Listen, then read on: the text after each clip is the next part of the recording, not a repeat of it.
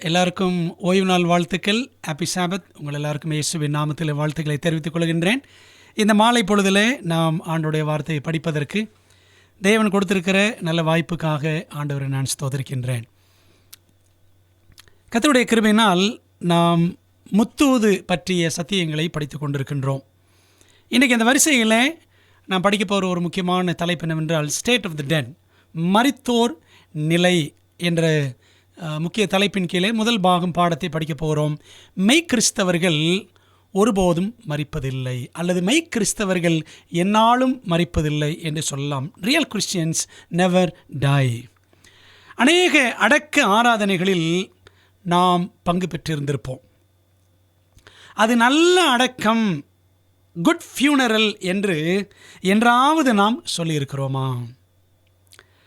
பிரியமான தேவப்பிள்ளைகளே, நல்ல அடக்கம் என்பது நமக்கு நம்பிக்கை ஊட்டுவதா அல்லது நம்மை கண்ணீருக்குள் ஆழ்த்துவதா?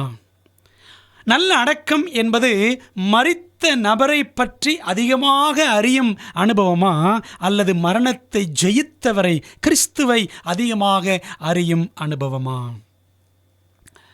நான் உங்களுக்கு சொன்னேன், முத்தூதை குறித்து படித்து கொண்டிருக்கிறோம். முத்தூதில் 6 முக்கியமான தூண்கள் இருக்கின்றன. வெளிப்படுத்தல் 14 அதிகாரம் 6 முதல் 13 வசனங்களில் முத்தூது 3 ஏஞ்சல்ஸ் மெசேஜஸ் அடங்கி இருக்கிறது. அந்த 6 தூண்கள் என்னவென்றால், நித்திய சுவிசேஷம் முதலாவது, தி எவர்லாஸ்டிங் காஸ்பல்; இரண்டாவது, வருகைக்கு முந்தைய நியாய தீர்ப்பு, தி ப்ரீ அட்வென்ட் ஜட்ஜ்மெண்ட்; மூன்றாவது, ஓய்வு நாள், தி சாபத்; நான்காவது, தேவனுடைய பிரமாணம், தி லா ஆஃப் காட்; ஐந்தாவது, இயேசுவின் விசுவாசம், த ஃபெய்த் ஆஃப் ஜீசஸ்; ஆறாவது, மரணத்தில் மனிதனின் நிலை, the condition of man in death. பிரியமானவர்களே, இந்த 6 தூண்களில் நாம் பார்க்க போகிற 6வது தூண் அதுதான் மரணத்தில் மனிதனின் நிலை. மற்ற 5 தூண்களையும் நாம் ஏற்கனவே விலாவாரியாக படித்து விட்டோம். மரணத்தில் மனிதனின் நிலைமை பற்றி 2 வேத பாடங்களை நாம் என்ன செய்ய போகிறோம்? படிக்க போகிறோம். முதல் பாகம் இன்றைக்கு, அடுத்த பாகம் அடுத்த வகுப்பில் நாம் படிக்க இருக்கிறோம். ஜெபத்தோடு படிக்கலாமா? ஜெபிப்போம்.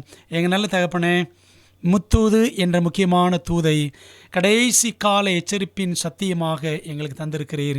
இதை மற்றவர்களுக்கெல்லாம், உலகத்திற்கெல்லாம் எடுத்து நாங்கள் சொல்ல வேண்டிய கடமை எங்களுடையதாக இருக்கிறது. முதலாவது, நாங்கள் அதை புரிந்து கொள்ளவும், பிற்பாடு அதன்படி நடக்கவும், பிறருக்கும் அறிவிக்கவும் எங்களுக்கு உதவி செய்யும். இந்த நாளில் முத்தூதில் 6 தூண்களில் 6வது தூணான மரணத்தில் மனிதனின் நிலையை குறித்து இன்றைக்கு படிக்க போகிறோம். தேவன் எங்களோடு பேசும். கர்த்தாவே, சொல்லும் அடியார்கள் கேட்கிறோம். நீர் பெருகவும் நாங்கள் சிறுக வேண்டும். இயேசுவின் மூலம் ஜெபிக்கிறோம் நல்ல பிதாவே, ஆமென். மரணமா நித்திரையா? Death or sleep? ஆண்டவர் இயேசு கிறிஸ்துவுக்கு பிரியமான குடும்பங்களில் ஒரு குடும்பம் லாசருவின் குடும்பம். மரியாள், மார்த்தாள், லாசருவின் குடும்பம். அந்த லாசரு வியாதிப்பட்டு மரித்தான் என்று வேதம் சொல்லுகிறது. ஆனால் இயேசு அதை பற்றி என்ன சொன்னார் தெரியுமா? யோவான் 11 அதிகாரம் 11 முதல் 14 வசனங்கள். இவைகளை அவர் சொல்லிய பின்பு அவர்களை நோக்கி, நம்முடைய சிநேகிதனாகிய லாசரு நித்திரையடைந்திருக்கிறான், நான் அவனை எழுப்பப் போகிறேன் என்றார். அதற்கு அவருடைய சீஷர்கள், ஆண்டவரே, நித்திரை அடைந்திருந்தால் சுகமடைவான் என்றார்கள். வசனம் 13. இயேசுவானவர் அவனுடைய மரணத்தை குறித்து அப்படி சொன்னார். அவர்களோ நித்திரை செய்து இளைப்பாறுகிறது குறித்து சொன்னார் என்று நினைத்தார்கள்.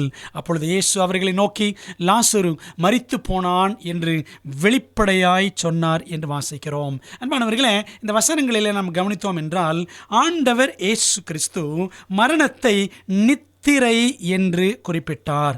மரணத்தில் மனிதன் உணர்வற்ற நிலையில், அதாவது இயேசுவின் 2ஆம் வருகை வரை நித்திரை நிலையில் இருக்கிறான் என்று நம்புகிறவர்கள் வெகு சிலரே. ஏனெனில் பெரும்பான்மை கிறிஸ்தவம், த மெஜாரிட்டி ஆஃப் கிறிஸ்டியன்ஸ் இன்றைக்கி எல்லாம் வேறு மாதிரி நம்புகிறாங்க. எப்படி நம்புகிறாங்க? ஒரு கிறிஸ்தவன் மரித்து விட்டால் அவன் நீதிமான் என்றால் உடனே பரலோகம் போய்விடுகிறான். ஒரு கிறிஸ்தவன் மரித்து விட்டால் அவன் துன்மார்க்கன் என்றால் உடனே நரகம் போய்விடுகிறான் என்று நம்புகிறார்கள். ஆனால் ஒரு சின்ன கூட்டம்தாங்க மரித்த மனிதன் உணர்வற்ற நிலையில் இருக்கிறான் என்று நம்புகிறார்கள். வேதத்தின் அடிப்படையில் மரணமும் மகா எதிரியும், death and the great enemy. பாவம் என்ற பிரச்சனை பரலோகத்தில் முதலாக உருவாயிற்று லூசிஃபரின் மனதில். அந்த பாவ பிரச்சனை பரலோகத்திலிருந்து பூமிக்கு இடம் மாறிய போது சாத்தான், லூசிஃபர் சாத்தானாக மாறுகிறான். சாத்தான் அதிக கவனம் செலுத்தி தாக்கிய மிக முக்கிய உபதேசம் எது என்றால் மரணத்தில் மனிதனின் நிலை என்பதுதான். ஏதேனிலே முதலாக பாம்பை ஊடகமாக, மீடியமாக வைத்து சாத்தான் ஏவாளிடம் பேசினான். நமது ஆதியாகமம் 3ஆம் அதிகாரம் முதல் 5 வசனங்களிலே வாசிக்கலாம். அப்படி ஏவாளிடம் பேசின இந்த சாத்தான் சர்பத்தின் வழியாக பேசின பொழுது 3 பொய்களை அவன் சொன்னான். சாத்தானுடைய 3 பொய்கள் என்னென்ன? அது 3ஆம் அதிகாரம் முதல் 5 வசனங்களை படித்தால் அதனுடைய சுருக்கம் இப்படித்தான் இருக்கும். தேவன் சொன்னதை செய்ய வேண்டியது இல்லை. ஆண்டவர் என்ன சொல்லியிருக்கிறாரு? இந்த பழத்தை புசிக்காதே, புசிக்கும் நாளிலே சாகவே சாவாய். அவர் சொன்னதை செய்யணும்னு அவசியம் கிடையாது. அப்போ என்ன அர்த்தம்? புசிக்கலாம். இரண்டாவது, தேவனுக்கு கீழ்ப்படியாவிட்டால் மரணம் நேரிடாது. அந்த பழத்தை சாப்பிட்டா நீ ஒன்றும் சாக மாட்டேன். கீழ்ப்படியாமை மரணத்தை ஒன்றும் கொண்டு வராது. இது 2வது பொய். 3வது, நன்மை தீமை அறிந்து, இந்த பழத்தை நீங்கள் புசித்தால் நன்மை தீமை அறிந்து நீங்கள் தேவர்களைப் போல் ஆவீர்கள். அதாவது தேவனை சார்ந்து இருக்க வேண்டிய அவசியம் இல்லை. நீ நல்லவன் தான், யூ ஆர் குட் இனஃப் அப்படின்னு சாத்தான் சொல்லாமல் சொல்லுகிறான். இந்த பழத்தை புசித்தால், நன்மை தீமை அறியத்தக்க அந்த விருட்சத்திலிருந்து பழத்தை புசித்தால் நீங்கள் கடவுளை மாதிரி ஆயிடலாம். ஆகவே நீங்கள் கடவுளை சார்ந்திருக்கணும் அவசியம் கிடையாது, நீங்களே கடவுள் ஆயிடலாம் என்று அவன் சொன்னான். கடவுளாகும் அளவுக்கு நீங்கள் நல்லவர்கள் தான் என்பதாக அவனுடைய பொய். இப்படி 3 பொய்களை சாத்தான் சொன்னான் என்று நாம் பார்க்கிறோம். அன்பானவர்களே, அதே 3 வஞ்சகங்களை கொண்டுதான் முடிவு காலத்திலும் சாத்தான் தன் வேலையை காட்ட இருக்கின்றான். நம்ம ஆரம்பத்தில் பார்த்தோம், மரணத்தை வேதாகமம் நித்திரை, இயேசுவானவரும் அப்படித்தான் சொன்னார். மரணத்திலே மனிதனுடைய நிலையை, உணர்வற்ற நிலையில் இருக்கிறான் என்பதை உணர்த்தும் அழகான ஒரு உதாரணத்தை பைபிளில் பார்க்கலாம். There is a beautiful example in the Bible on the condition of man in death. எப்படி என்று கேட்கிறீர்களா? மனிதன் மரித்தவுடன் பரதீசுக்கு செல்லுகிறான் என்று கோடிக்கணக்கான கிறிஸ்தவர்கள் நம்புகின்றனர். அதற்கு அவர்கள் ஆதாரமாக வைத்திருக்கிற ஒரே வசனம் லூக்கா 23:43. என்ன வசனம்? இயேசு அவனை நோக்கி, அந்த கல்லனை நோக்கி, 2 கல்லனில் ஒரு கல்லனை நோக்கி, இன்றைக்கு நீ என்னுடனே கூட பரதீசில் இருப்பாய் என்று மெய்யாகவே உனக்கு சொல்லுகிறேன். And Jesus said unto him, Verily I say unto thee, today shalt thou be with me in paradise. இந்த வசனத்தை வச்சு தான் மரித்தவன் உடனே அவன் நீதிமான் என்றால் பரதீசுக்கு சென்று விடுகிறான் என்று கிறிஸ்தவர்கள் பெரும்பாலோர் நம்புகிறார்கள். ஆனால் பிரியமானவர்களே, ஒரே ஒரு வசனத்தை வைத்து ஒரு கொள்கையை அல்லது உபதேசத்தை உருவாக்கக்கூடாது. ஒரு குறிப்பிட்ட கொள்கை நிலைப்பாட்டுக்கு வருவதற்கு அது சம்பந்தமான எல்லா வசனங்களையும் ஆராய்ந்து முடிவுக்கு வருவதே சீர்திருத்த கிறிஸ்தவத்தின் அணுகுமுறை ஆகும். புராட்டஸ்டன்ட் ரெஃபர்மேஷன் அல்லது புராட்டஸ்டன்ட் கிறிஸ்டியன்ஸினுடைய அப்ரோச் எப்படி இருக்கணும்? ஒரு டாக்டரினை உருவாக்குறோம் அப்படின்னு சொன்னால் ஒரு வசனத்தை வச்சு கிடையாது, அது சம்பந்தமான எல்லா வசனங்களையும் சேர்த்து படிக்க வேண்டும். பாருங்களேன், இப்போ மரணத்தில் மனிதன் நிலையை குறித்து இந்த லூக்கா 23:43 வச்சு மரித்தவன் அந்த நல்ல கல்லன் உடனே பரலோகம் சென்று விட்டான், பரதீஸ் சென்று விட்டான் அப்படின்னு சொல்கிறாங்க. ஆனால் மற்ற வசனங்கள் பார்க்கலாமா? மரணம் குறித்த வசனங்கள் சங்கீதம் 146:4 வாசிக்கிறோம். அவனுடைய ஆவி, மனுஷனுடைய ஆவி பிரியும், அவன் தன் மண்ணுக்கு திரும்புவான், அந்நாளிலே அவன் யோசனைகள் அழிந்து போம். பிரசங்கி 9:5-6 வசனங்கள், உயிரோடு இருக்கிறவர்கள் தாங்கள் மரிப்பதை அறிவார்களே, மரித்தவர்கள் ஒன்றும் அறியார்கள், டெட் நோ நத்திங். இனி அவர்களுக்கு ஒரு பலனும் இல்லை. அவர்கள் பேர் முதலாய் மறக்கப்பட்டிருக்கிறது. அவர்கள் சிநேகமும் அவர்கள் பகையும் அவர்கள் பொறாமையும் எல்லாம் ஒளிந்து போயிற்று. சூரியனுக்கு கீழே செய்யப்படுகிறது ஒன்றிலும் அவர்களுக்கு இனி என்றைக்கும் பங்கில்லை. அதே அதிகாரம் 10ஆம் வசனம் பாருங்க. செய்யும்படி உன் கைக்கு நேரிடுகிறது எதுவோ அதை உன் பலத்தோட செய். நீ போகிற பாதாளத்தில், பாதாளம்னா குழி, மண் குழி, பூமியில் இருக்கிற தோண்டப்படுகிற குழி, செத்த நபரை குழியில் வைப்பாங்கல்ல, அதாங்க பாதாளம். நீ போகிற பாதாளத்தில் செய்கையும் வித்தையும் அறிவும் ஞானமும் இல்லையே என்று நாம் படிக்கிறோம். ஏசாயா 38:18 மற்றும் 19 வசனங்கள். பாதாளம் உம்மை துதியாது, மரணம் உம்மை போற்றாது, குழியில் இறங்குகிறவர்கள் உம்முடைய சத்தியத்தை தியானிப்பதில்லை. நான் இன்று செய்கிறது போல உயிரோடு இருக்கிறவனே உம்மை துதிப்பான் என்று எசேக்கியா ராஜா சொல்கிறார். தகப்பன் பிள்ளைகளுக்கு உமது சத்தியத்தை தெரிவிப்பான் அப்படின்னு படிக்கிறோம். அப்போ இறந்து போனவங்களுக்கு ஒன்றுமே தெரியாது, அவ்வளோதான். இன்னும் சில வசனங்கள் பாருங்கள். யோபு 17:1. என் சுவாசம் ஒழிகிறது, என் நாட்கள் முடிகிறது, பிரேதக்குழி எனக்கு ஆயத்தமாயிருக்கிறது. அதான் பாதாளம், பிரேதக்குழி. யோபு 14ஆம் அதிகாரம் 10 முதல் 12 வசனங்கள். மனுஷனோவென்றால் செத்தபின் ஒளிந்து போகிறான், மனுபுத்திரன் ஜீவித்து போன பின், அதை மரித்து போன பின் அவன் எங்கே? 12ஆம் வசனம் 11 படிப்போம். தண்ணீர் ஏரியிலிருந்து வடிந்து வெள்ளம் வற்றி சுவரி போகிறது போல. தண்ணீர் எடுத்து நிலத்தில் ஊற்றுனா எல்லாம் காஞ்சி போயிடும். அதுபோல மனுஷன் படுத்து கிடக்கிறான், செத்துப்போன மனுஷன். வானங்கள் ஒளிந்து போகும் அளவும் எழுந்திருக்கிறதும் இல்லை, நித்திரை தெளிந்து விழிக்கிறதும் இல்லை. வானங்கள் எப்போ ஒளியும்? ஆண்டோட 2ஆம் வருகையில் தான் வானங்கள் ஒளியும். 2 பேதுரு 3ஆம் அதிகாரம் 10ஆம் வசனம் படித்து பாருங்கள்.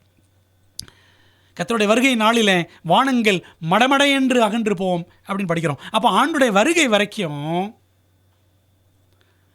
முதலாம் வருகை அவர் மனிதனாக வந்தார், பிறந்தார். 2ஆம் வருகை இயேசு ராஜாவாக வருவார். அவர் வரும்பொழுது கிறிஸ்துக்குள் மரித்தவர்கள் நினைச்சுவாங்க முதலாவது எழுந்திருப்பார்கள் என்றுதான் வேதம் சொல்லுகிறது. அப்போ எங்கேருந்து எழுந்திருப்பாங்க? எந்த குழியில் புதைச்சாங்களோ பூமியில், அங்கிருந்து தான் எழுந்திருப்பார்கள். லாசருவை பார்த்து வெளியே வா என்று ஆண்டவர் சொன்னார்ல, எங்கேருந்து வந்தார்? கல்லறைக்குள்ளே இருந்தால் வெளியில் வந்தார். அவர்னு பரலோகத்திலிருந்தா இறங்கி வந்தார்? இல்லை. பிரியமான தேவ பிள்ளைகளை, இதை பெரும்பான்மையான கிறிஸ்தவர்கள் சிந்திக்கிறதே கிடையாது. இப்படி நிறைய வசனங்களை நாம் தொடர்ந்து ஆராய்ந்தால், கல்லறையில் கிடக்கும் மரித்த மனிதனுக்கு இயேசுவின் வருகை வரைக்கும் உணர்வு இராது என்பது தெரிகிறது. அப்படியானால் கல்லன் அன்றே, அதாவது வெள்ளிக்கிழமையே பரதீசுக்கு செல்லவில்லையா என்ற கேள்வி எழும்புகிறது அல்லவா? ஏனென்றால் இயேசுவே அன்று, இயேசு மரித்தது வெள்ளிக்கிழமை சிலுவையில், இயேசுவே அன்று பரலோகம் செல்லவில்லை. யோவான் 20:17 வசனம் பாருங்க. இயேசு அவளை நோக்கி, மகதலேனா மரியாளை நோக்கி, என்னை தொடாதே. அவர் உயிர்த்தெழுந்த அன்று ஞாயிற்றுக்கிழமை அதிகாலையில், நான் இன்னும் என் பிதாவினிடத்திற்கு ஏறி போகவில்லை. இன்னும் நான் போகலை என்றார். வெள்ளிக்கிழமை மரித்தவர், வெள்ளிக்கிழமை, சனிக்கிழமை, ஞாயிற்றுக்கிழமை விடிய காலையில் சொல்கிறாரு மகதலேனா மரியாளுக்கு, நான் இன்னும் என் பிதாவினிடத்திற்கு ஏறி போகவில்லை. நீ என் சகோதரனிடத்திற்கு போய், நான் என் பிதாவினிடத்திற்கும் உங்கள் பிதாவினிடத்திற்கும் என் தேவனிடத்திற்கும் உங்கள் தேவனிடத்திற்கும் ஏறி போகிறேன் என்று அவர்களுக்கு சொல்லு என்றார். அப்போது ஞாயிற்றுக்கிழமை உயிர் தெழுந்தார் பார்த்தீங்களா? அப்போ தான் அவர் பரமேறி சென்றிருக்கிறார். அப்புறம் அன்றைக்கி சாயங்காலம் பார்த்தீங்கன்னா, அந்த எமாவு போகிற கிராமத்துக்கு கிளையோப்பா இன்னொரு சீஷன் அவங்களோட பேசும்படி அவர் பேசிக்கொண்டே நடந்து செல்வார். அப்போ அந்த இடைப்பட்ட நேரத்தில், அதிகாலைக்கும் சாயங்காலத்துக்கு இடைப்பட்ட நேரத்தில் கிறிஸ்துவானவர் பரமேறி சென்று வந்திருக்க வேண்டும். விளங்குது உங்களுக்கு பிரியமான தேவ பிள்ளைகளே? அப்படியானால் வெள்ளிக்கிழமை இயேசுவும் பரலோகத்திற்கு போகவில்லை, சரிதானே? வெள்ளிக்கிழமை இயேசு மரித்து விட்டார். கல்லன் அன்று மரிக்கவில்லை, வெள்ளிக்கிழமை மரிக்கலை, சரிதானே? வசனம் பாருங்கள். யோவான் 19ஆம் அதிகாரம் 31-33 வரை. அந்த நாள் பெரிய ஓய்வு நாளுக்கு ஆயத்த நாளாக இருந்தபடியினால் உடல்கள் அந்த ஓய்வு நாளிலே சிலுவைகளில் இராதபடிக்கு யூதர்கள் பிலாத்துவினிடத்தில் போய் அவர்களுடைய கால் எலும்புகளை முறிக்கும்படிக்கும் உடல்களை எடுத்து போடும்படிக்கும் உத்தரவை கேட்டுக்கொண்டார்கள். இந்த சிலுவையில் தொங்குறது 3 பேர், இயேசு 2 கல்லர்கள். அவங்க கால்களை உடைச்சிடணும். சிலுவையில் தொங்கக்கூடிய அந்த குற்றவாளிகள் இன்னும் சாகலை அப்படின்னா கால் எலும்புகள் உடைச்சிருவாங்க, ஏன்னா தப்பிச்சு போயிடக்கூடாது என்பதற்காக. படிங்க 32. அந்தபடி போர்ச்சேவகர் வந்து அவருடனே கூட சிலுவையில் அறையப்பட்ட முந்தினவனுடைய கால் எலும்புகளையும் முறித்தார்கள். அவர்கள் இயேசுவினிடத்தில் வந்து அவர் மரித்திருக்கிறதை கண்டு அவருடைய கால் எலும்புகளை முறிக்கவில்லை. பார்த்தீங்களா? இயேசுவின் கால் எலும்புகளை வெள்ளிக்கிழமை முறிக்கலை, ஏன்னா அவர் இறந்துட்டார். ஆனால் மற்ற 2 கல்லர்களுடைய கால் எலும்புகளை முறிச்சாங்க. ஏன்? அவங்க உயிரோடு தான் இருந்தாங்க. அன்பானவர்களே, ஆகவே நமக்கு என்ன புரிகிறது என்று சொன்னால், கல்லன், அந்த நல்ல கல்லன் ஆண்டவர் பார்த்து பேசினால மனம் திரும்பினால அவன் அன்றைக்கே மறிக்கலை. அவன் கால் எலும்பை உடைச்சிட்டாங்க பாருங்கள்.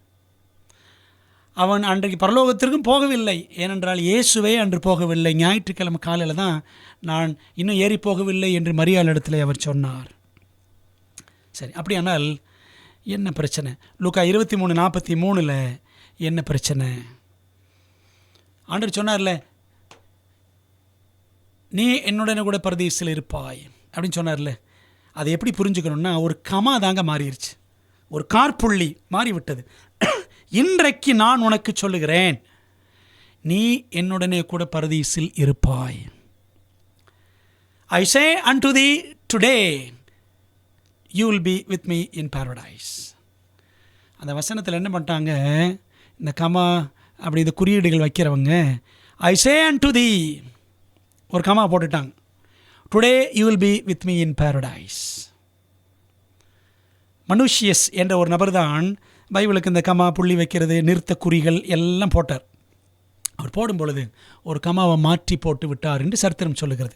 பாருங்களேன், அப்போ கரெக்டாக எப்படி இருக்கணும்? இங்கே வசனத்தில் இருக்குது பாருங்கள். I say unto thee today, இன்றைக்கு நான் உனக்கு சொல்லுகிறேன், நீ என்னுடன் கூட பரதீசில் இருப்பாய். இதைத்தான் ஆண்டவர் இயேசு கிறிஸ்து அவனுக்கு சொன்னார். என்ன அர்த்தம்? கல்லன் வெள்ளிக்கிழமை அன்று ரட்சிப்பின் நிச்சயம் பெற்றானே தவிர அவன் நித்தியம் போய் சேரவில்லை என்பதுதான் உண்மை. விளங்குது உங்களுக்கு? இதான் லூக்கா 23:43 வசனத்தினுடைய சரியான விளக்கம், உண்மை விளக்கம் அதுதான். மரணத்திற்கு பின் மறுவாழ்வு, லைஃப் ஆஃப்டர் டெத். மரணத்துக்கு பின் மறுவாழ்வு இருக்கிறதா? இருக்கிறது என்றுதான் வேதம் சொல்லுகிறது. அதைத்தான் நாம் உயிர்த்தெழுதல் என்று சொல்லுகிறோம். மரணம் என்பது மலைக்க வைக்கும் மறைபொருளாகவே இயேசுவின் நாட்களில் இருந்தது. அன்றைய ஆன்மீக தலைவர்கள், இந்த பரிசேயர், சதுசேயர் போன்றவர்கள் மரணத்தில் மனிதனின் நிலையை குறித்து தெருச்சண்டைகள் கூட போட்டு கொண்டிருந்தனர். பரிசேயர், பாரிசீஸ், யூதர்களில் 6 வகை யூதர்கள், 6 வகைகள் இருந்தார்கள். அதில் முக்கியமான 2 வகை தான் பரிசேயர், சதுசேயர். பரிசேயர், பாரிசீஸ், உயிர்த்தெழுதல் உண்டு, தேவதூதர்கள் உண்டு என்று நம்பினவர்கள். சாடுசீஸ், சதுசேயர்கள், உயிர்த்தெழுதல் இல்லை, தேவதூதர்கள் இல்லை என்று நம்பினவர்கள்.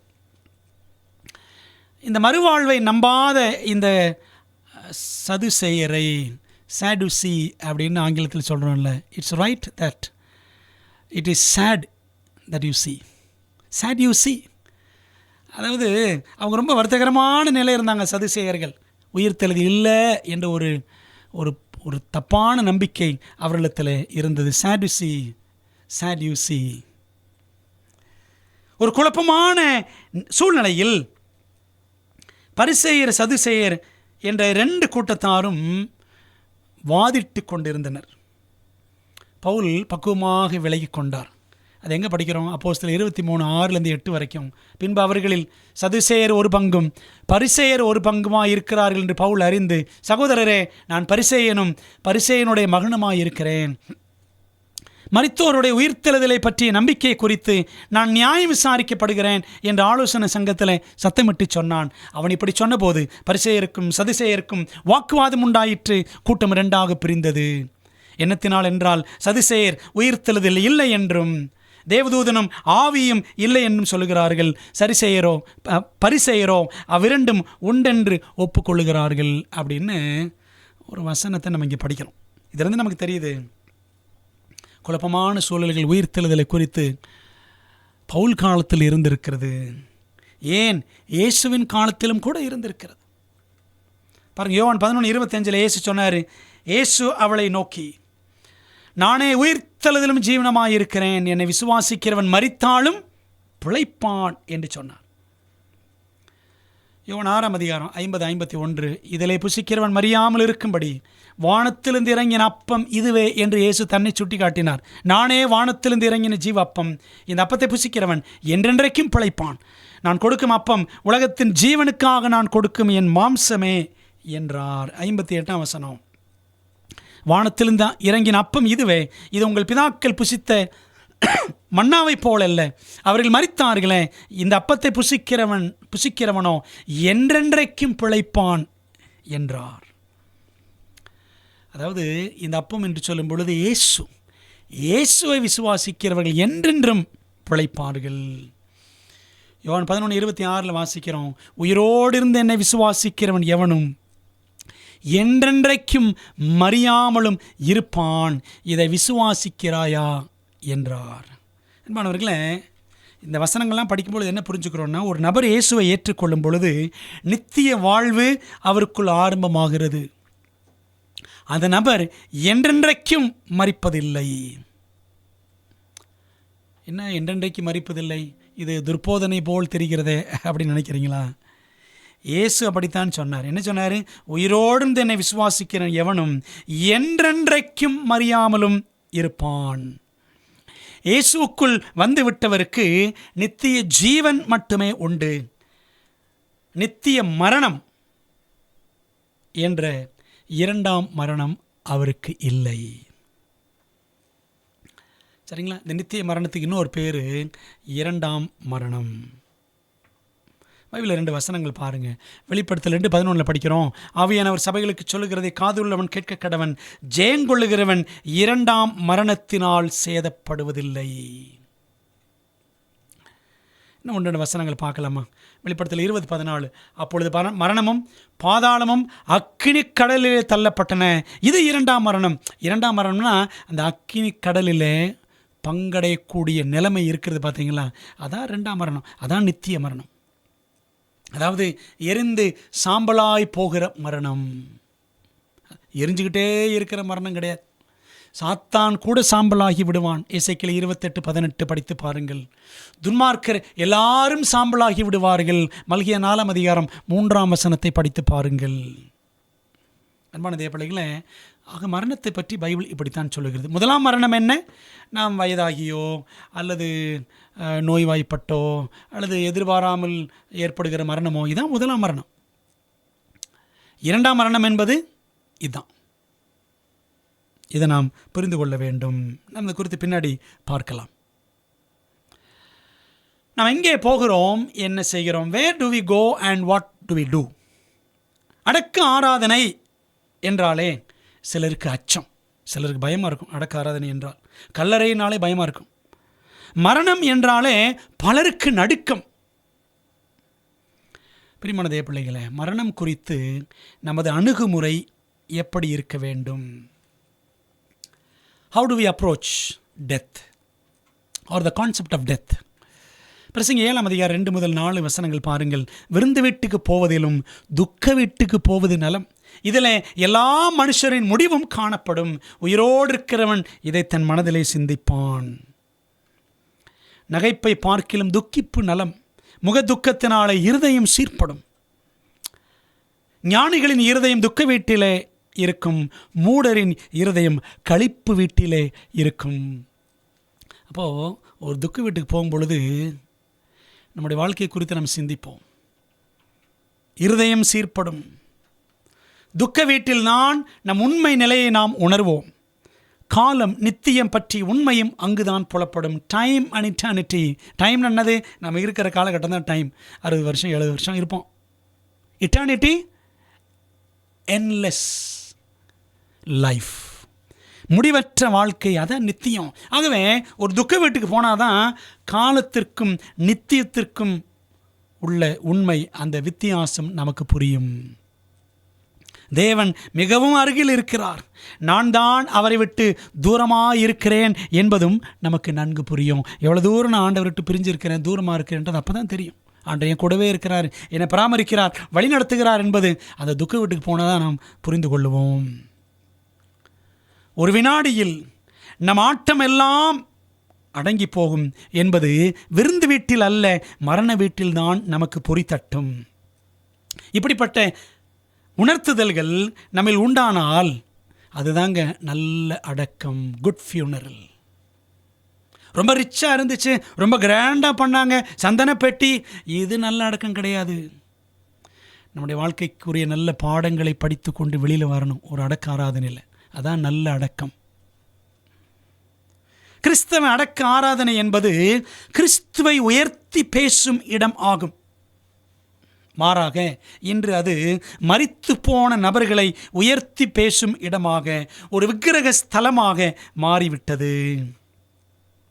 அன்பானவர்களே, இயேசுவின் நாமம் அங்கே அரிதாகவே உச்சரிக்கப்படுகிறது. ஒரு அடக்க ஆராதனைக்கு, ஒரு கிறிஸ்தவ அடக்க ஆராதனைக்கு போனோம் அப்படின்னா அங்கே கிறிஸ்துவ பற்றியே பேசுகிறாங்க. The name of Jesus is not at all mentioned or very rarely mentioned. இயேசுவின் நாமத்தை ரொம்ப அரிதாகவே சொல்லுகிறார்கள். அந்த இறந்து போனவரை பற்றி தான் ஆகா ஓஹோ என்று பேசப்படுகிறது. மரித்த மனிதன் அல்ல, உயிர்த்த இயேசுவே உயர்ந்தவர். நமது சாதனைகள் உலகத்தின் பார்வையில் உயர்வாக தெரிந்தாலும் பரலோக மகாதேவனின் சந்நிதியில் நமது சாதனைகள் எல்லாம் குப்பைகளே. கண்ணாடி கடல் அருகே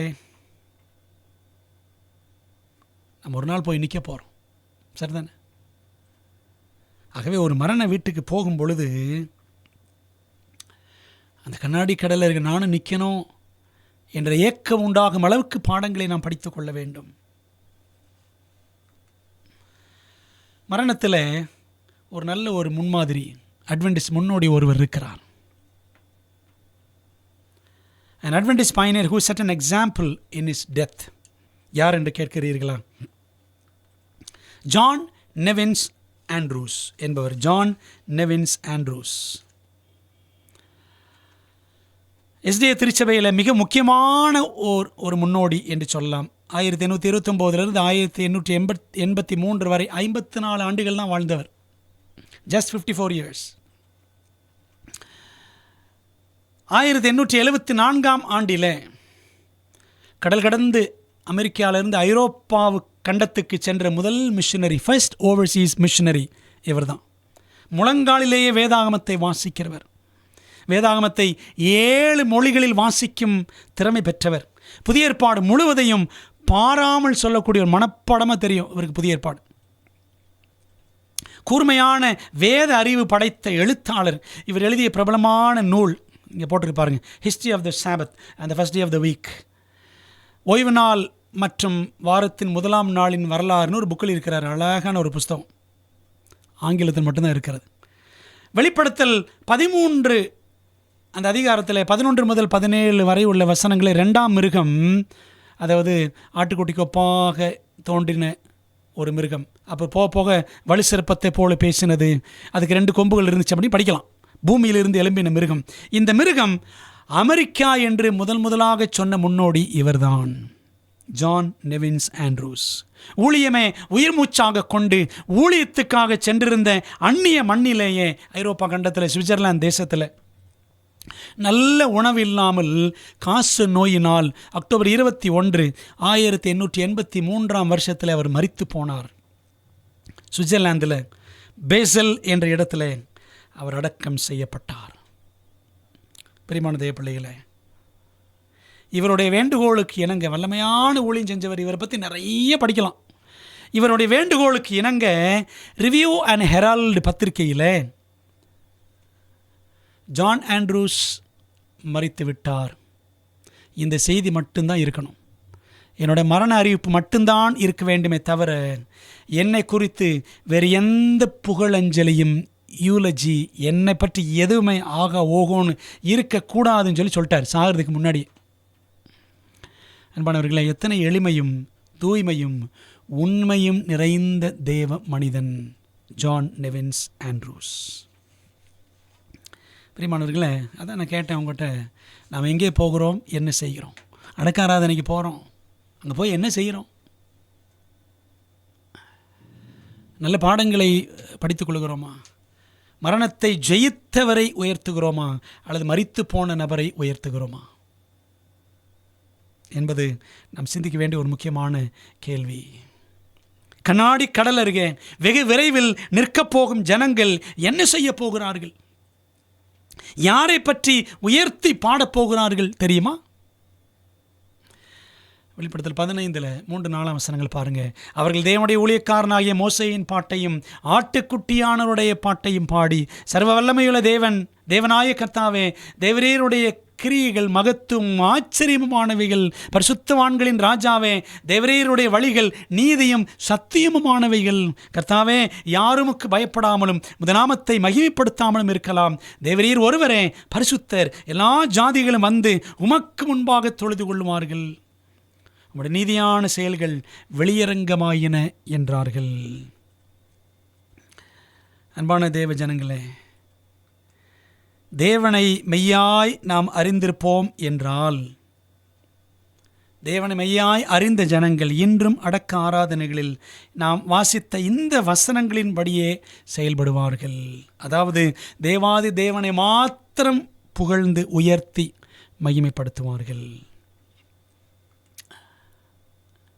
மரண பயம் அவசியமா? Is fear of death necessary? இந்த மரணத்தை பற்றி படிக்கும் பொழுது இதெல்லாம் நமக்கு வரக்கூடிய கேள்விகள். பாவத்தினால் மரணம் உண்டாயிற்று என்பது மறுக்க முடியாத வேதாகம உண்மை. சரிங்களா? நான் உங்களுக்கு சொன்ன ஆரம்பத்தில் 2 விதமான மரணம் இருக்கிறது. முதலாம் மரணம், 2ஆம் மரணம். இந்த முதலாம் மரணம் பாவத்தின் விளைவாகிய மரணம். First death is the result of sin. ரோமர் 5:12 பாருங்க. இப்படியாக ஒரே மனுஷனாலே பாவமும் பாவத்தினாலே மரணமும் உலகத்திலே பிரவேசித்தது அப்படின்னு படிக்கிறோம். பிரவேசித்தது போலவும் எல்லா மனுஷரும் பாவம் செய்தபடியால் மரணம் எல்லாருக்கும் வந்தது போலவும் இதுவும் ஆயிற்று. முதலாம் மரணம் பாவத்தின் விளைவு. 2ஆம் மரணம் பாவத்தின் சம்பளம். The wages of sin is death. 2ஆம் மரணம் அல்லது நித்திய மரணம். ரோமர் 6:23 படிக்கிறோம். பாவத்தின் சம்பளம் மரணம், தேவனுடைய கிருபை வரமோ நம்முடைய கர்த்தராகிய இயேசு கிறிஸ்துவினால் உண்டான நித்திய ஜீவன் என்று நாம் வாசிக்கிறோம். அன்பானவர்களே, ஜீவகாலமெல்லாம் நமக்குள்ளாக மரண பயம் இருக்கத்தான் செய்கிறது. அப்படித்தான் எபிரேயர் 2:15 வாசிக்கிறோம். நாம் மரண பயத்துக்கு அடிமைகளாகவும் இருக்கிறோம் என்று எபிரேயர் 2:15 சொல்லுது. இயேசுவை அறியாதவர்களுக்கு மரண பயம் இருக்கலாம். இயேசுவை காலங்காலமாக பின்பற்றுகிறவர்களுக்கும் மரண பயம் இருக்கலாமா என்பதை உங்களுக்கு முன்பாக கேள்வியாக நான் வைக்கிறேன். அப்படி பயம் இருக்கிறது என்றால் சத்தியமாக இயேசுவை நாம் சரியாக புரிந்து கொள்ளவில்லை என்றுதான் பொருள். பிரியமான தேவ பிள்ளைகளே, அப்போ யோசித்து பாருங்க. முத்தூதில் எப்படி மரணத்தில் மனித நிலை பற்றி வருகிறது அப்படின்னு கேள்வி கேட்குறீங்களா? பார்க்கலாம். மரண நித்திரையின் ஆசீர்வாதங்கள், blessings of the sleep of death. இந்த முத்தூதில் வெளிப்படுத்தல் 14ஆம் அதிகாரம் 6 முதல் 13 வரை முத்தூது. 13ஆம் வசனம் சொல்லுது பாருங்க. பின்பு பரலோகத்திலிருந்து ஒரு சத்தம் உண்டாக கேட்டேன். அது கர்த்தருக்குள் மரிக்கிறவர்கள் இது முதல் பாக்கியவான்கள் என்று எழுது. அவர்கள் தங்கள் பிரயாசங்களை விட்டொழிந்து இளைப்பாறுவார்கள். அவர்களுடைய கிரியைகள் அவர்களோட கூட போம். ஆவியானவரும் ஆம் என்று திருவுளம் பற்றுகிறார் என்று சொல்லிற்று. இந்த வசனம் மரண நித்திரையின் பாக்கியத்தை, மரணம் என்பது நித்திரை போல, அதனுடைய பாக்கியத்தை அழகாக நமக்கு விளக்குகிறது என்றுதான் சொல்ல வேண்டும். பாருங்களேன், முத்தூதை விசுவாசித்து அதன்படி வாழ்ந்து கர்த்தருக்குள் மரிக்கிறவர்கள் பாக்கியவான்கள். கடைசி கால பாக்கியவான்கள் யார்? ஆண்டு சொல்லியிருக்கிறபடி முத்தூது என்ன சொல்லுது? 10 கட்டளைப்படி 7ஆம் நாள் ஓய்வு நாளை ஆசரிக்க வேண்டும், பாபிலோனை விட்டு வெளியே வர வேண்டும், தேவனுடைய முத்திரையை தரித்து கொள்ள வேண்டும். சரிங்களா? இதுதான் முத்தூது. ஆக இந்த முத்துதை விசுவாசித்து அதன்படி வாழ்ந்து கர்த்தருக்குள் மரிக்கிறவர்களே பாக்கியவான்கள். கர்த்தருடைய பரிசுத்தவான்களின் மரணம் அவர் பார்வைக்கு அருமையானது என்று சங்கீதம் 116:15 வாசிக்கிறோம். அதனால தான் வெளிப்படுத்தல் 14:13 இது முதல் என்ற வார்த்தை வருகிறது. என்ன இது முதல்? கர்த்தருக்குள் கர்த்தருடைய பிள்ளையாய் கடைசி கால முக்கிய தூதான முத்தூதின்படி வாழ்ந்து மரிப்பதே ஆசீர்வாதம். பாருங்க, இந்த வசனத்தை திரும்ப கவனிங்க. கர்த்தருக்குள் மரிக்கிறவர்கள் இது முதல் பாக்கியவான்கள். அதாவது முத்தூத விசுவாசித்து பின்பற்றி அதை மற்றவர்களுக்கு அறிவித்து மரிக்கிறவர்கள் பாக்கியவான்கள். இது முதல், அதான் அர்த்தம். ரெண்டாவது பாருங்கள், இன்னொரு பாக்கியம் என்ன அப்படின்னா, கர்த்தருக்குள்ளான மரணமே பரலோக இளைப்பாறுதல். வெளிப்படுத்தல் 14:13 படித்தோம்ல, அவர்கள் தங்கள் பிரயாசங்களை விட்டு ஒளிந்து இளைப்பாறுவார்கள். கர்த்தருக்குள்ளாக மரிப்பது தான் பரலோக இளைப்பாறுதல், மெய்யான இளைப்பாறுதல். தேவனின் பிள்ளைகள், மூன்றாவது ஆசீர்வாதம், தேவனின் பிள்ளைகள் ஒருவேளை இரண்டாம் வருகைக்கு முன் மரிக்க நேரிட்டாலும், பாருங்கள் வெளிப்படுத்தல் 14:13 முத்துவது முடியுது. 14:14 ரெண்டாம் வருகையை பற்றி படிக்கலாம். இயேசுவானவர் வருகிற காட்சியை நீங்கள் பார்க்கலாம் ரெவலேஷன் 14:14. அப்போ 13ஆம் வசனத்தில் முத்துவதை விசுவாசித்து மரிக்கிற கர்த்தருடைய பிள்ளைகள். இப்போ பாருங்களேன், ரெண்டாம் வருகைக்கு முன் தேவனுடைய பிள்ளைகள் மரிக்க நேரிட்டாலும் அதுவும் தேவனுடைய இரக்கம்தான் என்பதில் சந்தேகமே கிடையாது.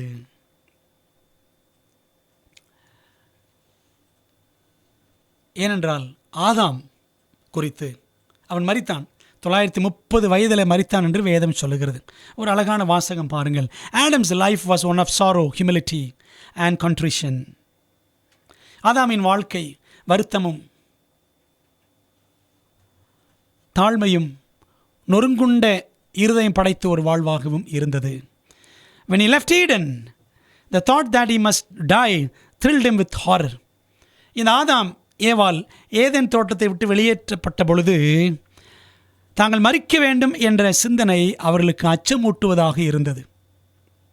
Though the sentence of death pronounced upon him by his maker had at first appeared terrible, yet after beholding for nearly 1,000 years the results of sin, he felt that it was merciful in God to bring to an end a life of suffering and sorrow. Patriarchs and Prophets பக்கம் 82 படிக்கிறோம். ஆண்டவர் ஒரு சட்டம், ஒரு தீர்மானம் சொல்லிட்டாரு, நீ மரிக்கணும், மண்ணாக இருக்கிறாய் மண்ணுக்கே திரும்புவாயின்னு சொல்லிட்டார். அது 3:19. அப்படி ஆண்டவர் படைத்த கர்த்தர் இப்படி ஆதாமுக்கு அப்படி ஒரு மரண தீர்ப்பு சொன்ன போதிலும், அது ஒரு பயங்கரமாக இருந்த போதிலும், ஏறக்குறைய 1000 ஆண்டுகள் 930 ஆண்டுகள் வாழ்ந்தார். அந்த 930 ஆண்டுகளும் பாவத்தின் விளைவுகளை கண்ணார கண்டார் ஆதாம். ஆகவே இந்த துன்பமும் துயரமும் வருத்தமும் நிறைந்த வாழ்க்கை முடிவுக்கு வரட்டும் என்று தேவன் ஆதாமை நித்திரைக்கு அனுப்பினார் அல்லவா? அது தேவனுடைய இரக்கம் என்று ஆதாம் கூட நம்பினார். பிரியமானவர்களே, அப்போ என்ன புரியுது? ஆதாம் நித்திரைக்கு செல்ல ஆயத்தமாய் இருந்தான், அதில் ஆனந்தமும் கொண்டான். தேவனில் நிலைத்திருப்பவனுக்கு மரணம் ஒரு பெரும் பிரச்சனையே கிடையாது. ஏனெனில் தேவனுக்கு அது ஒரு பெரிய பிரச்சனையே கிடையாது. மாறாக தேவனுக்கு மரணம் ஒரு லேசான காரியம். தேவனுக்குள் இருக்கிற பிள்ளைகளை தேவன் எழுப்புவார். அன்பான தேவ பிள்ளைகளை, அப்படியானால் பின்னர் ஏன் இயேசு லாசருவின் கல்லறை அருகில் கண்ணீர் விட்டார்? ஆண்டவருக்கு மரணம் லேசான காரியம்தான், ஏன் இயேசு கண்ணீர் விட்டார்னு படிக்கிறோம் யோவான் 11:35. அவர் கண்ணீர் விட்ட காரணம் என்ன என்று கேட்கிறீர்களா? சுற்றி இருந்தவர்களின் அவிசுவாசத்தின் காரணமாகவே இயேசு கண்ணீர் விட்டார். அன்பானவர்களே, நோய்களினால் மரித்தவர்களை உயிர்த்தெழுப்புவது இயேசு கஷ்டமான காரியமா? மரித்தவர்களை கல்லறைக்குள் வைத்து சிமெண்டினால் உறுதியாக பூசி கல்லறையை கட்டிவிட்டால், மூடி வைத்து விட்டால், அதை உடைத்து கொண்டு அவர்களை வெளியே கொண்டு வருவது இயேசுவுக்கு கஷ்டமான காரியமா? லாசருவின் சகோதரி சொன்னால், ஆண்டவரே 4 நாள் ஆயிடுச்சே, நாருமே அப்படின்னு சொன்னான். அப்போது அந்த அவிசுவாசத்தை பார்த்தார் ஆண்டவர். பார்த்துட்டு தாங்க கண்ணீர் விட்டார். அன்பானவர்களே, ஆண்டுக்கு எதுவுமே கஷ்டமான காரியம் கிடையாது. இல்லவே இல்லை, கஷ்டமே கிடையாது. எல்லாமே இயேசுவுக்கு லேசான காரியமே. ஒருவர் மரித்து விட்டால், அதாவது கிறிஸ்துவுக்குள் மரித்து விட்டால், நாம் ஏன் கவலைப்பட்டு கலங்க வேண்டும்? நமக்கு நம்பிக்கையூட்டும் பகுதி 1 தெசலோனிக்கர் 4 13-18 வரை இருக்கிறதல்லவா? எத்தனையோ முறை படிச்சிருக்கிறோம், படிப்போம் திரும்பவும். அன்றியும் சகோதரரே, நித்திரை அடைந்தவர்கள் நிமித்தம், மரித்தவர்கள் நிமித்தம் நீங்கள் நம்பிக்கையற்றவர்களான மற்றவர்களைப் போல துக்கித்து அறிவில்லாதிருக்க எனக்கு மனதில்லை. யாராவது இறந்துட்டாங்களா? கிறிஸ்துக்குள்ளே இறந்துட்டாங்களா? நமக்கு ஒரு நம்பிக்கை ஆண்டு கொடுத்துருக்கிறாரு. நம்பிக்கையில்லாத மற்றவர்கள் போல துக்கப்பட்டு அறிவில்லாமல் செயல்படக்கூடாது. இயேசுவானவர் மரித்த பின்பு எழுந்திருந்தார் என்று விசுவாசிக்கிறோமே, அப்படியே இயேசுவுக்குள் நித்திரை அடைந்தவர்களையும் தேவன் அவரோடு கூட கொண்டு வருவார். கர்த்தருடைய வார்த்தையை முன்னிட்டு நாங்கள் உங்களுக்கு சொல்லுகிறதாவது, கர்த்தருடைய வருகை மட்டும் உயிரோடு இருக்கும் நாம் நித்திரை அடைந்தவர்களுக்கு முந்திக் கொள்வதில்லை. ஏனெனில் கர்த்தர் தாமே ஆரவாரத்தோடும் பிரதான தூதனுடைய சத்தத்தோடும் தேவ எக்காலத்தோடும் வானத்திலிருந்து இறங்கி வருவார். அப்பொழுது கிறிஸ்துவுக்குள் மரித்தவர்கள் முதலாவது எழுந்திருப்பார்கள். பின்பு உயிரோடு இருக்கும் நாமும் கர்த்தருக்கு எதிர்கொண்டு போக மேகங்கள் மேல் அவர்களோடு கூட ஆகாயத்தில் எடுத்துக்கொள்ளப்பட்டு இவ்விதமாய் எப்பொழுதும் கர்த்தருடனே கூட இருப்போம். ஆகையால் இந்த வார்த்தைகளினாலே நீங்கள் ஒருவரை ஒருவர் தேற்றுங்கள் என்று பவுல் எழுதி வைத்திருக்கிறார். பிரியமான தேவ பிள்ளைகளே, அப்போ பாருங்களேன், நீதிமான்களுக்கு ஒரு நம்பிக்கை இருக்கிறது. There is a hope for the righteous. என்ன நம்பிக்கை? வசனம் சொல்லுது பாருங்க, நீதிமானோ தன் மரணத்திலே நம்பிக்கை உள்ளவன், but the righteous hath hope in his death. நீதிமான் தன் மரணத்திலே நம்பிக்கை உள்ளவன். இன்றைக்கி உலகத்தில் இருக்கிறவங்க, இயேசுவை அறியாதவங்க, செத்தா சுண்ணாம்பு, இன்னைக்கு செத்தா நாளைக்கு பால் அப்படிலாம் சொல்லுவாங்க. ஆனால் மெய்யான கிறிஸ்தவர்களுக்கு அப்படி அல்ல. மெய் கிறிஸ்தவர்கள் ஒருபோதும் மரிப்பதில்லை. என்ன அர்த்தம் தெரியுமா? ஒரு மெய்கிறிஸ்தவன் மரித்தாலும் அவன் ஒரு நம்பிக்கையோடு மரிக்கிறாங்க. என்ன நம்பிக்கை? இயேசு மரித்தார், உயிரோடு எழுந்தார், இயேசுவினுடையவர்களும் மறுபடியும் எழுந்திருப்பார்கள். அந்த உயிர்த்தெழுதல் நிச்சயத்தோடு தான் ஒரு கிறிஸ்தவன் மரிக்கிறான், உண்மை கிறிஸ்தவன். அதனால தான் சொல்கிறேன், தலைப்பு தான், மெய்கிறிஸ்தவர்கள் ஒரு நாள் மரிப்பதில்லை. சரீரம் மரித்தாலும் அந்த நம்பிக்கை மரிப்பதில்லை. பிரியமானவர்களே, நீதிமான் தன் மரணத்தில் நம்பிக்கை உள்ளவன். 6 வயதான ஒரு சிறு மகள் நோய்வாய்ப்பட்டு அவள் மரித்து போனாள். ஒரு 6 வயது சிறு பெண் இறந்து விடுகிறாள். மருத்துவர்கள் அவளை காப்பாற்றுவதற்கு பரபரப்பாக எவ்வளவோ சிகிச்சை கொடுத்தார்கள். ஆனால் அவளோ மரித்து போனாள். அடக்க நாள் வந்தது. நண்பர்கள், உறவினர்கள் எல்லாரும் ஒன்று கூடினார்கள். அந்த குழந்தையின் அப்பா, அவர் ஒரு அவிசுவாசி, இயேசுவை நம்பாத ஒரு மனிதன்.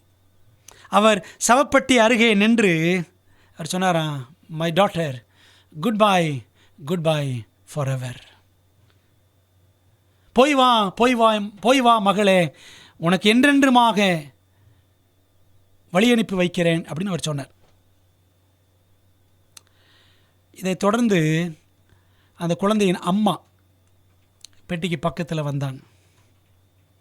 அந்த அம்மா ஒரு பக்தியுள்ள கிறிஸ்தவ பெண்மணி, இயேசுவை அதிகமாக நேசித்தவள்.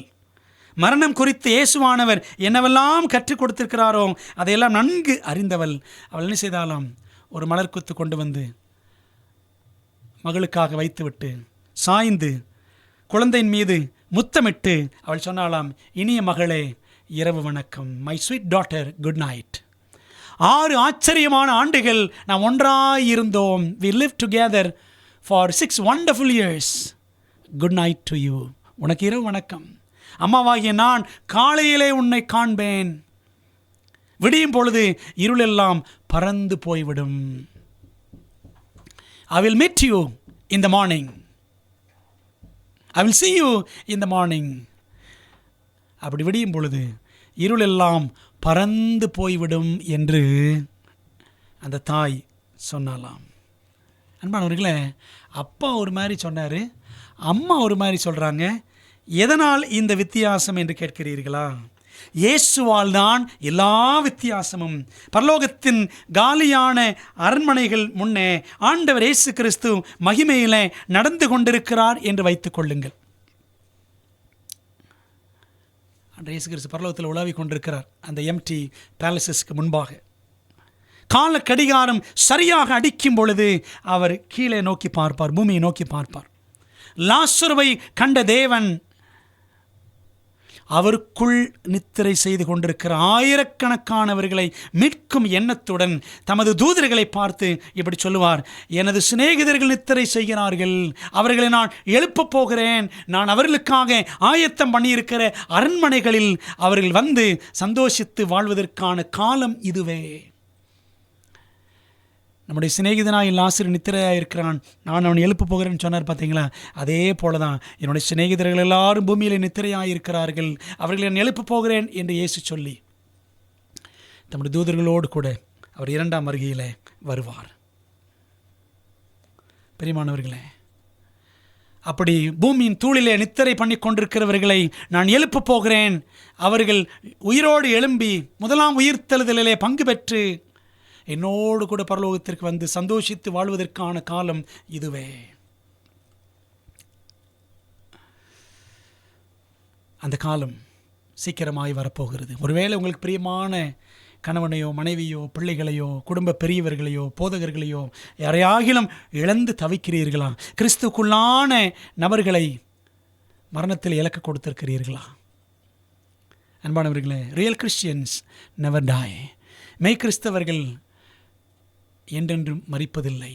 மெய் கிறிஸ்தவர்களுக்கு இரண்டாம் மரணம் இல்லை, நித்திய மரணம் கிடையாது. ஒரு அழகான வாசகத்தை வாசிக்கலாமா?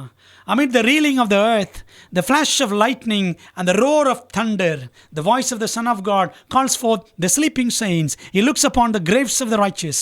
Then, raising his hands to heaven, he cries, "Awake, awake, awake, ye that sleep in the dust, and arise." அவனுடைய இரண்டாம் வருகையில் பயங்கரமான இடி மின்னல், பூமியில் கொந்தளிப்புகள் எல்லாம் இருக்கும். அப்பொழுது தேவகுமாரின் சத்தம் உறங்கிக் கொண்டிருக்கிற நித்திரையில் இருக்கிற பரிசுத்தவான்களை அழைக்கிற சத்தமாக இருக்கும். கல்லறைக்குள் இருக்கிற நீதிமான்களை அவர் கண்டு தன்னுடைய கரங்களை உயர்த்தி வானத்தை நோக்கி உயர்த்தி சொல்லுவாராம், எழுந்திருங்கள், எழுந்திருங்கள், எழுந்திருங்கள், பூமியின் தூளிலே நித்திரை செய்கிறவர்களே விழித்து கம்பீரியுங்கள் அப்படின்னு அவர் சொல்லுவார். வசனம் இருக்குல்ல, படித்து பாருங்க. ஏசாயா புத்தகத்தில் 26:19 வசனம் படித்து பாருங்க. Throughout the length and breadth of the earth, the dead shall hear that voice, and they that hear shall live. From the prison house of death they come, and clothed with immortal glory, crying, O death, where is thy sting? O grave, where is thy victory? 1 Corinthians 15:55. And the living righteous and the risen saints unite their voices in a long, glad shout of victory. அப்படின்னு படிக்கிறோம். என்ன அர்த்தம்? பூமியில் குறுக்கும் நெடுக்குமாக எல்லா இடங்களிலும் இருந்து பூமியில் கிடக்கூடிய பரிசுத்தவான்கள், மரித்து கிடக்கிற பரிசுத்தவான்கள் அந்த சத்தத்தை கேட்பார்கள். மரணம் என்ற அந்த சிறை வீட்டில் இருந்து நித்திய அழியா மகிமை பொருத்தி கொண்டவர்களாக கர்த்தருடைய மரித்த பரிசுத்தவான்கள் எழுந்திருப்பார்கள். மரணமே உன் கூர் எங்கே, பாதாளமே உன் ஜெயம் எங்கே என்று சொல்லி அவர்கள் வெளியே வருவார்கள். உயிருள்ள நீதிமான்களும் உயிரோடு எழுந்த பரிசுத்தவான்களும் எல்லாரும் ஒன்றாக இணைந்து என்ன செய்வாங்களாம்? வெற்றியின் சந்தோஷ கீதம் முழங்குவார்கள். நான் சொன்னேன்ல, ஏசாயா 26:19 வசனத்தில் இருக்கு பாருங்க. மண்ணிலே தங்கி இருக்கிறவர்களே விழித்து கம்பீரியுங்கள், மரித்தோரை பூமி புறப்பட பண்ணும். கிறிஸ்துவுக்குள் மரித்தவர்களை பூமி புறப்பட பண்ணும். எத்தனை ஆச்சரியமான ஒரு வாசகம் பார்த்தீர்களா? கிரேட் கான்ட்ரவர்சி பக்கம் 644 வாசிக்கிறோம். இன்னொரு சிறு வாசகம் 645. Little children are born by holy angels to their mother's arms. Friends long separated by death are united, nevermore to part, and with songs of gladness ascend together to the city of God. ஒருவேளை சின்ன குழந்தைகள், உங்களுடைய பிரியமான குழந்தைகளை இழந்து தவிக்கிறீர்களா? அப்படிப்பட்ட சின்ன குழந்தைகளும் உயிரோடு எழுந்திருப்பார்கள். அந்த குழந்தைகளை தேவதூதர்கள் எழுப்பி கொண்டு வந்து அவரவருடைய தாய்மார்கள் கரங்களிலே கொடுப்பார்களாம். வெகு காலமாக மரணத்தினால் பிரிந்திருந்த நண்பர்கள் மீண்டும் ஒன்று சேர்வார்கள். இனிமேல் பிரியவே மாட்டார்கள். சந்தோஷ கீதங்கள் பாடிக்கொண்டு இப்படி உயிர்த்தெழுந்த பரிசுத்தவான்களும் உயிரோடு இருந்த மருவமான பரிசுத்தவான்களும் எல்லாரும் ஒன்று சேர்ந்து சந்தோஷ கீதம் பாடிக்கொண்டு பரிசுத்த நகரம் நோக்கி, தேவனுடைய நகரம் நோக்கி பிரயாணிப்பார்கள் என்று நாம் பார்க்கிறோம். பிரியமான தேவ பிள்ளைகளே, எத்தனை ஆச்சரியமான நம்பிக்கை தேவன் உங்களுக்கும் எனக்கும் வேதாகமத்திலே கொடுத்திருக்கிறார். இந்த நம்பிக்கை பெற்றிருக்கிற நாம், அதாங்க நீதிமான் தன் மரணத்தின் மீது நம்பிக்கை உள்ளவன், அந்த நம்பிக்கை நம்மை வெட்கப்படுத்தாது என்று ரோமர் 5:5 வாசிக்கிறோம். அன்பான தேவ பிள்ளைகளே, இந்த செய்தி தான் முத்துவதில் இருக்கிற ஒரு முக்கியமான செய்தி, மரணத்தை குறித்த செய்தி. இதை குறித்து நம்ம தொடர்ந்து இன்னொரு பாடமும் படித்து முடிக்க இருக்கிறோம். இந்த நல்ல நம்பிக்கையின் செய்திக்காக ஆண்டவருக்கு நன்றி செலுத்துவோம். ஜெபிப்போமா. எங்கள் நல்ல பிதாவே, இந்த நாளிலே மரித்தோரின் நிலை பற்றிய செய்தியை எங்களுக்கு ஆண்டவர் கிருபையாய் கற்றுக் கொடுத்ததற்காக ஸ்தோத்திரம். இந்த மகிமையின் நம்பிக்கையின் செய்தியை எங்களுக்கு தந்திருக்கிறபடியால் நாங்கள் எப்பேற்பட்ட நம்பிக்கை உள்ளவர்கள் என்பதை உணர்ந்து ஆண்டவருக்கு நன்றி செலுத்தி இந்த நம்பிக்கையை பிறருக்கும் நாங்கள் பகிர்ந்தளிக்க எங்களுக்கு நீர் கிருபை செய்யும். ஒருவேளை ஆண்டவரே, எங்களுக்கு பிரியமானவர்களை நாங்கள் மரணத்தில் இழக்க கொடுத்திருப்போம் என்று சொன்னால், ஆண்டவர் கொடுத்திருக்கிற இந்த நம்பிக்கையினாலே நாங்கள் எல்லாரும் திரகாத்திரமாய் இந்த உலகத்தில் எங்களை எஞ்சிய நாட்களை செலவழிக்க உமக்கு சாட்சியாய் வாழ எங்களுக்கு நீர் கிருபை செய்யும். எங்கள் ஜெபத்தை கேட்டதற்கு நன்றி. ஒருவேளை தங்களுக்கு பிரியமானவர்களை இழந்து கண்ணீரோடு கவலையோடு இருக்கிறவர்களுக்கு இந்த வசனங்கள் ஆறுதலையும் தைரியத்தையும் கொடுக்கும்படி ஜெபிக்கிறோம். எங்கள் ஜெபத்தை ஏற்றுக்கொள்ளும். தொடர்ந்து ஆண்டவர் இந்த கடைசி கால ஊழியங்கள் மூலமாக நம்முடைய சத்தியம் எங்கும் செல்ல கர்த்தர் கிருபை செய்யும். இயேசுவின் நாமத்தில் ஜெபிக்கிறோம் நல்ல பிதாவே, ஆமென். நம்முடைய கர்த்தராக இருக்கிற இயேசு கிறிஸ்துவின் கிருபையும் பிதாவாகிய தேவனுடைய அன்பும் ஆவியானவர் ஐக்கியமும் ஆசீர்வாதமும் தேவதூதர்களின் காவலும் வழி நடத்தலும் நம்ம எல்லாரோடும் என்றும் என்றும் சதா காலங்களிலும் தங்கியிருப்பதாக. ஆமேன். பிரியமானவர்களே, தேவன் உங்களை ஆசீர்வதிப்பாராக. ஆமேன்.